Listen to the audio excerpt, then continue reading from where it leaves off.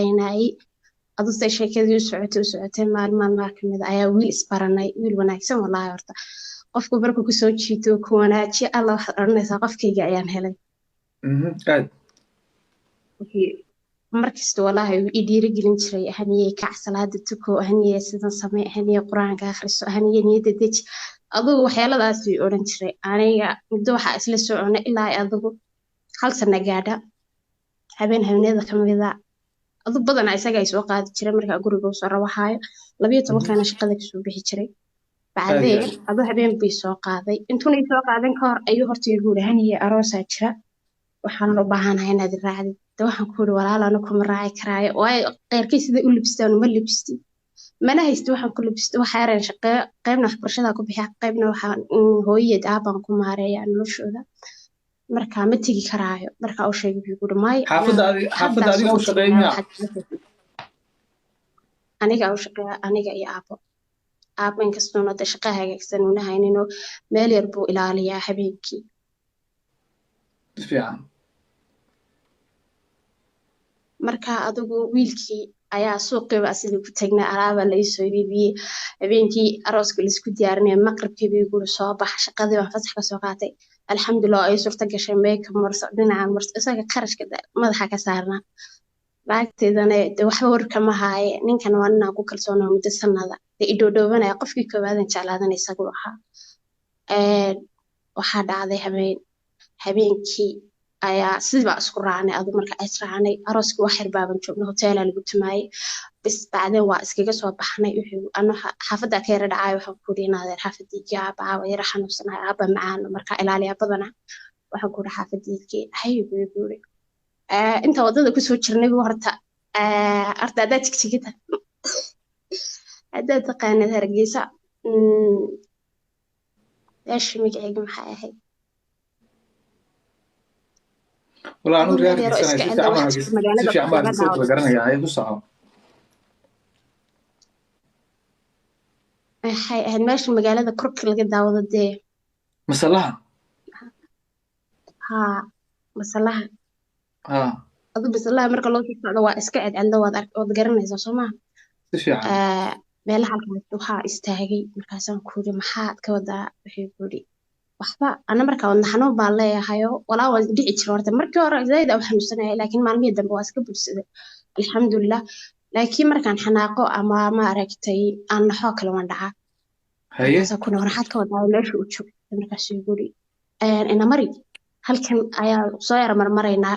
waa soo leersanaynaa ani markaa shaki ayaa egalay ninkii salaada ii keen jiray maanta waxaa ku arkaya farda dheeri wallahi xitaa salaadaas wax u soo wici jiray kac sidan samee xaafada ka gaarsii iskuulkaaga maxaad ilo adoo qof iwaaninayo iga weyna wuu ahaa waxa ku dhibay midagaayo waa qabow inta gaariga ku soo dhex jirtayna farda dheeri baad ku aragtaa وسو لعلاعي واش كيد مركي waxaan ku dhinaadar gurigeeyay ana waa isku heenayaa hurdana way haysaa aroortana iskuulan leeyahay kaasi guri insha Allah hayoontiina adu soo degbiyo guri markii dambe waan degay waxaagaha waan soo la socsoonay dib marka oo soo laabtay buu tonko ya qabsaday garabka markii qabsaday waan naxay saas oo fiiri markaas aan ku yiri xoog ii qabsaday waan naxay ana zayda oo naxay saas oo fiiri markaas uu guri maxaa islaad keenaysa ay fahandeynaaday هي أنا أنت حاجة كورية إفهنا ها محمد محد كودا كاسي يقول ده أنت لما زول سعونني هدنا وإيه من الشيكتة من مركا قار والله لو $2 $6 بيسو توري كري مركا أوبا هاي بس وياه كلام وحبرشيد هدنا كده هاي أما شقدها كده هاي أضوع يقبني وأنت عساهد وما بالك جات سيدا كده جالس هذا هالكاس كده قال أنا سنهرك وبستو شيء وندي عشرة مركا بوق بدل ما كرايو aniga ku dhinaada intaan xanuunsan gurigayga ama de markaas uu guri haye ina mari gaariga markaa waxoogaa soo jirno duqaan wadanay duqaan waad garanaysaa gaariga markaan in yar u jirno ayaa ma aragtay daaqada saadan u soo furay saaxiibka madaxa ay ugu dhuftay haye meesh markuu ugu dhuftay ani waa dawaqa waan dhacay horta meesh baa ku xanuunsada waan dhacay wallahi saacado kadib ayaa soo kacay dareemaysaa in bila aadan uu doonayo ayuu ka sameysanayaa amuruga meesha la soo xanuun waxaan dareemay maxay ahayd xanuunaan dareemay madaxii xanuunaya jirkayga aniga oo wallahi dee halkan kama sheekeyn karaaye ad markaa soo kacay baan ku yidhi qofkii kalaad ii kicin jiray marka madaxa ku dhuftay adigu miirka kaa tegi miyaa aniga mihir daboolmay haa saan orka kusoo sheegin wadna xanuuna lahay waan dhici saaxiibyaal oohinta soo dirna oohinta inta badan lifeka lagu xidhaa wax kale sticker kale iyo wax kale haddaa wax soo diraysaan soo dira insha allah oohintii naga daaya idinkoo mahadsan oohinta soo dirna saaxiibyaal ku soco walaalan yaanan kaa dhex gelin sorry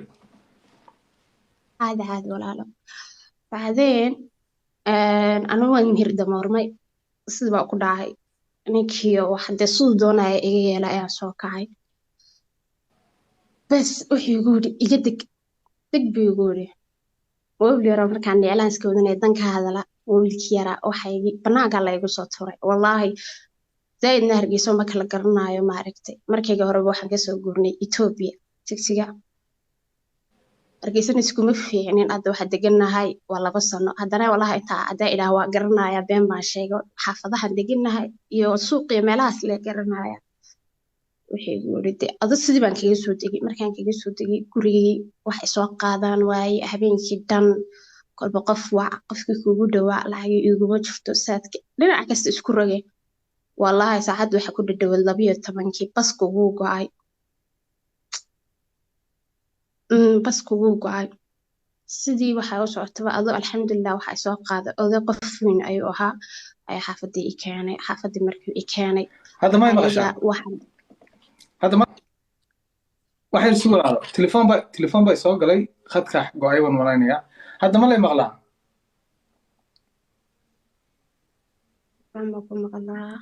hadda may maqashaa asxaabta horta waa lagu maqlaa ku soco maasha filan ku soco khadka telefoon bay soo galay ku soco walaalo okay adu oday qof weyn ayaa i soo qaaday gurigii i keenay guriga markii la i keenay ninka wuxuuba maxay ahayd guriga aad markaan nimid waxaan dareemay dee qof on moral jabay waayo hooyo ma sheegi kartid kuma oranaysa hooyo saas igu dhacday aabba lama wadaagi kartid asxaabtaada lama wadaagi kartid aniga gabadhnimadeeda meesha ayaa ku burtay oo waxaa noqday qof aan maanta gabadh ahayn adu si doonaa ahaato haddana wallaahi waxaa aad uga soo xumaaday ninka wuxuu iga diyaarsaday video ilaa maanta uu igu caga jugleeyaa waxaa ku yidhi meesha dooni soo dhig inkastoon anigu ahay gabadh badana xijaaban oona la ii garanin haddana de waalidkaygii dadka igu dhow way arkayaan sharaf xurmataa ka xumna ma jirto markasta wuxuu igu dhahaa intaa soo dir sidan samee hadii kale hadda iska fiiri maaragtay baraha bulshada wallaahi markasta iyo daqiiqad kasta waxaan ku hayaa wadnaha ayaan furta ku hayaa cidaan la wadaago ma garanayo maanta de cidnana iima gurman karto haddaa idhaaho saasaa jirta oo dareemaysaa hargeysa waxaa zaaid qabyaalada ku badan yaa tahay adeerkaa maxay buu yahay kan iyo kan waan dacwada askar ayaa u tegey waxaa lagu yidhi waalidkaaga iyo dadkaaga ayaa lagaaga baahan yahay sheekadu mar haddii halkaa taa gaadhi aniga aabbahay saan hore kugu soo sheegay maxaanu leeyahay hooyaday asmay leeda naqas wallaahi waxaan sameey ma garanayo noloshayda iyo mustaqbalkaygana halka ay ku mudabaan aad waxbarasho ma tago gurigaas iska dhex fadhiya ma shaqeeyo ilaahay wuxuu soo geliyay jaarka oo naga siiyay lay cunaa bismillahir rahmanir rahim subhanallah marka wala halka igu cali adoo raaliya oo degan oo emotionalkaaga waa dareemi karaa waa ku dareemi karaa inaad dhammaantayo waxaad igu celisaa askarta markaa u tagtay maxaa dhacay askarta adoo waan ku dhiiraday inaan u tago waxaan ku yidhi waan la wadaagay welibana waxaan la wadaagay askari aqoon aan isku leenahay meherada ka shaqeynaya igu arki jiray aan sheekadii la wadaagay markaasuu igu yidhi arrintan arrin yar maaha lamana dee maaragtay dad waxay u baahan tahay in loo fadhiisto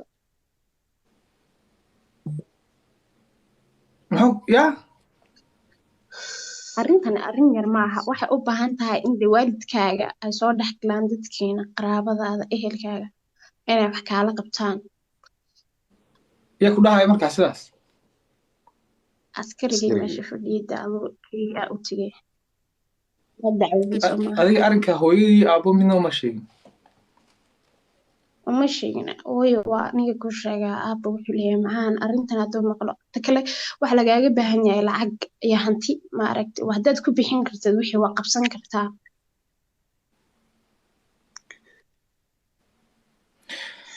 walaalo si gaara kuula xidhiidhayaa intaan arrinkaaga gelin dadka inta